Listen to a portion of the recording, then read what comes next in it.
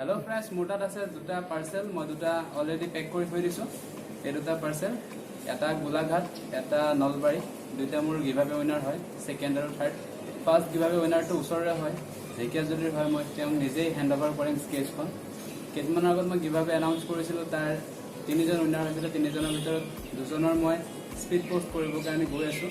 আৰু এই ছবি দুখন বা এই তিনিখন ছবি আঁকাৰ ভিডিঅ' মোৰ ইউটিউব চেনেলত পাই যাব তেতিয়াহ'লে পলম নকৰাকৈ স্পীড পোষ্ট কৰি আহোঁ কথাটো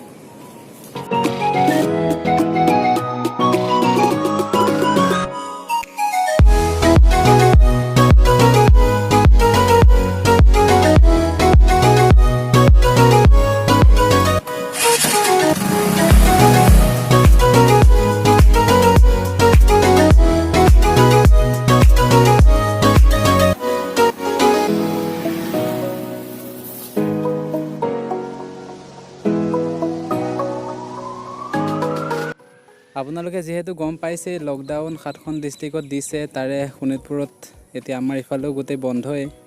দোকানপাট সব বন্ধ মই পোষ্ট অফিচ গৈ আছো আমাৰ পৰা অকমান পোষ্ট অফিচ অকমান দূৰত হয় আৰু ফাষ্ট ফৰৱাৰ্ড কৰি দিলো ভিডিঅটো মই আহি পাই গলো পোষ্ট অফিচ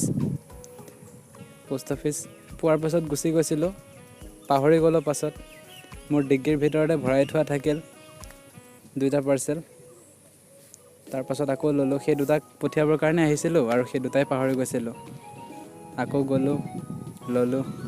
আৰু যাওঁ এতিয়া ভিতৰত চাওঁ কেনেকুৱা কি হয়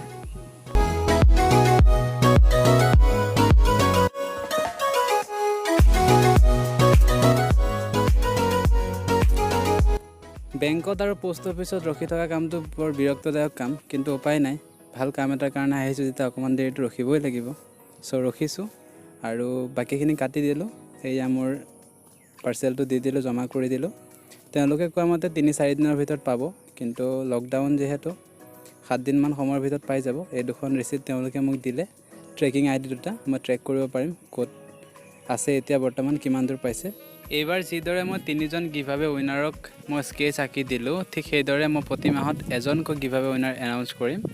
তাৰ কাৰণে আপোনালোকে মই গিভআৱে ৰিজাল্ট এনাউন্স কৰা ভিডিঅটোত আপোনালোকে লাইক কৰিব লাগিব তলত কমেন্ট এটা কৰিব লাগিব আৰু লগতে ফ্ৰেণ্ড সকলক শেয়াৰ কৰি দিব আৰু যদি নতুন তেতিয়াহলে চেনেল সাবস্ক্ৰাইব কৰি ল'ব